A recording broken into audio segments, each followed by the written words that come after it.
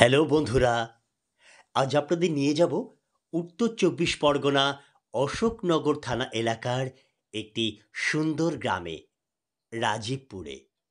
প্রত্যন্ত এই গ্রামে কচি কাচাদের নিয়ে গড়ে ওঠে একটি ছোট্ট বিদ্যালয়, the Rajibpur nursery and KG school. বিগত ৩ দশক ধরে শিশু শিক্ষায় নিয়োজিত এই শিশুতীর্থের জন্মদিন আজ। তারই শুভ জন্মদিনে আসুন আমরা সকলেই শুনে নিই তারই মুখ থেকে এই ছোট্ট বিদ্যালয়ের কথা। সেটা ছিল ১৯৯৪ সাল। উত্তর চব্বিশ পরগনার অশোকনগর থানা এলাকার রাজীবপুর গ্রাম। বর্ধিষ্ণু এই গ্রাম সে সময় যে উন্নত ছিল বলা যায় না। পড়াশুনোর বলতে শিশুদের জন্য ছিল শুধুমাত্র একটি প্রাথমিক বিদ্যালয়। সে সময়ই কিছু যুবকের উৎসাহে জন্ম হয়েছিল আমার নামকরণ করা হয়েছিল রাজীবপুর নার্সারি ও কেজি স্কুল। আশেপাশের হাতে গোনা দু একটা গ্রামের দু একটা অভিভাবক রাজি হয়েছিলেন আমার কাছে পাঠাতে তাদের শিশুদের। অধিকাংশ অভিভাবকই রাজি হননি আমার কাছে তাদের আদরের শিশু সন্তানদের দিতে। হবেনি বা কেন? সে সময় নার্সারি বা কিন্ডারগার্টেন শব্দগুলো অপরিচিত ছিল অনেকেরই কাছে। প্রথাগত শিশু শিক্ষার বাইরে বেরিয়ে মন্তেশ্বরী ও কিন্ডারগার্টেন পদ্ধতিতে যে শিশুদের শিক্ষা দেওয়া যায় সে ব্যাপারে অধিকাংশেরই কোনো ধারণা ছিল না। ১৯৯৪ সালের আজকের দিনে জন্মগ্রহণ করার পর কর্তৃপক্ষের ৪ জন সদস্য, জনা ৫০ খুদে, ৫ জন দিদিমণি আর ১ জন আন্টিকে নিয়ে শুরু হলো আমার পথ চলা। চলতে চলতে কেটে গেল ১ বছর। আমার শৈশবেই আমি চরম বিপদে পড়লাম।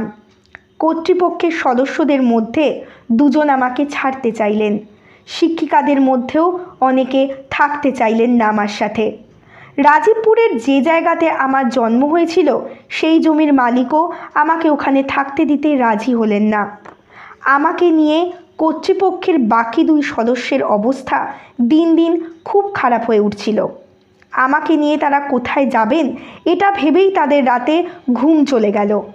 তবে আমাকে কোলে পিঠে করে মানুষ করার শপথ নিয়ে ফেলেছিলেন তারা। এলাকার বেশ কিছু শুভাকাঙ্ক্ষী বন্ধুদের সহযোগিতায় তখনকার মতো সমস্যা মিটে গিয়েছিল ঠিকই, কিন্তু পরবর্তী আরও কিছু বছর অনেক চড়াই উচ্চাই পেরোতে হয়েছিল আমাকে। জন্মস্থান থেকে উঠে রাজীবপুরের অন্য এক জায়গাতে শুরু করে দিলাম আমি। প্রশাসনিক কারণে তখন আমার নাম পাল্টে হলো the Rajibpur nursery and KG school. শিশু শিক্ষায় মগ্ন থেকে তখন থেকেই আমি চেষ্টা করে এসেছি শিশুদের সুশিক্ষার কথা। ১৯৯৯ সালে আমি উপস্থিত হলাম রাজীবপুর ফুটবল খেলার মাঠের ধারে আজকের এই জায়গাতে। বেড়ার ঘর ছেড়ে আমি আসলাম ইট পাথরের পাকা বাড়িতে। আমার শিশুরা বসার জন্য চ্যাটার পরিবর্তে পেল নতুন নতুন কাঠের বেঞ্চ। ১৯৯৯ সালের আমার নবনির্মিত এই ভবনের দ্বারোদ্ঘাটন করতে এলেন বিশিষ্ট শিশু সাহিত্যিক, সম্প্রতি প্রয়াত ভবানী প্রসাদ মজুমদার। এলাকার বিশিষ্ট ব্যক্তিরা এলেন সেদিন আমাকে আশীর্বাদ করতে। শিশুদের নিয়ে কি আনন্দ তখন আমার! শৈশবের সেই আনন্দের দিন ছেড়ে আস্তে আস্তে কৈশোরে পদার্পণ করলাম। সেটা ছিল ২০০৪ সাল। আমার ১০ বছর পূর্তি উৎসবের পরিকল্পনা করল কর্তৃপক্ষ। অভিভাবক, শিক্ষার্থী, শিক্ষিকাবৃন্দ নিয়ে সারা বছর ধরে মহাসমারোহে পালিত হলো ১০ বছর পূর্তি উৎসব। কত নামী ব্যক্তিত্বরা এলেন সেই সময় আমার কাছে। এসেছিলেন বিশিষ্ট সাহিত্যিক শ্রীমতী কৃষ্ণা বসু। ধীরে ধীরে বয়স বাড়তে থাকলো আমার, বাড়তে থাকলো অভিজ্ঞতা, বাড়ল দায়িত্ববোধ। আরও বাড়তি উৎসাহে আমি চলতে শুরু করলাম এই চলার পথে। প্রতি মুহূর্তেই আমি পেয়েছি আমার অভিভাবক অভিভাবিকাদের, আমার শিক্ষিকাদের, আর সঙ্গে ছিল হার না মানা কর্তৃপক্ষের ২ সদস্য। ধীরে ধীরে আমি একতলা থেকে দ্বিতলে রূপান্তরিত হলাম। আমার শ্রেণীকক্ষগুলো আরও সুন্দর হয়ে উঠল। আমার কাছে এলো কম্পিউটার, এলো অগ্নি নির্বাপক ব্যবস্থা, পেলাম পানীয় জলের জন্য ইলেকট্রিক ফিল্টার। শিক্ষার মান উন্নয়নের সাথে সাথে শিশুদের বিভিন্ন এক্সট্রা ক্যারিকুলার অ্যাক্টিভিটিস যেমন নাচ, গান, আবৃত্তি, পিটি, যোগাসন করানোর জন্য আমি যত্নশীল হয়ে উঠলাম। শিশুদের আবদারে আমি এখন তাদের নিয়ে প্রতি বছর বেড়াতে যাই নতুন নতুন জায়গাতে, শিক্ষামূলক ভ্রমণে। খেলাধুলায় উৎসাহের জন্য আমার শিশুরা প্রতি বছর মাঠে বার্ষিক ক্রীড়া অনুষ্ঠানে অংশগ্রহণ করে, আর বার্ষিক সাংস্কৃতিক অনুষ্ঠানে শিশুরা মেতে ওঠে নাচ, গান, নাটক আরও কত কিছুতে। আরও কাটলো অনেকগুলো বছর। 2018 সাল। কৈশোর কাটিয়ে আমি তখন যৌবনে। আমার বয়স তখন 25। আমার 25 বছর পূর্তি উৎসবে মহা ধুমধাম করে 4 দিন ব্যাপী বিভিন্ন অনুষ্ঠানের জন্য স্মরণীয় হয়ে আছে। কত জাঁকজমক ছিল সেই অনুষ্ঠান। রণপা, কার্টুন চরিত্র সহ বর্ণাঢ্য শোভাযাত্রা নিয়ে শুরু হয়েছিল সেই উৎসব। এলাকার তৎকালীন বিধায়ক শ্রী ধীমান রায় করলেন সেই উৎসবের শুভারম্ভ। উপস্থিত ছিলেন বিশিষ্ট অধ্যাপক তথা আকাশবাণী কলকাতার বিশিষ্ট সাংবাদিক শ্রী নিরঞ্জন বন্দ্যোপাধ্যায়। এছাড়াও উপস্থিত ছিলেন কত গুণী মানুষেরা। তাদের উপস্থিতিতে আমি হয়েছিলাম ধন্য।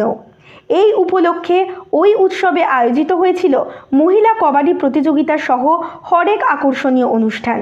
25 বছরের জন্মদিনকে স্মরণীয় করে রাখতে গানের ডালি নিয়ে উপস্থিত হয়েছিলেন বিশিষ্ট রবীন্দ্রসঙ্গীত শিল্পী ইন্দ্রাণী সেন।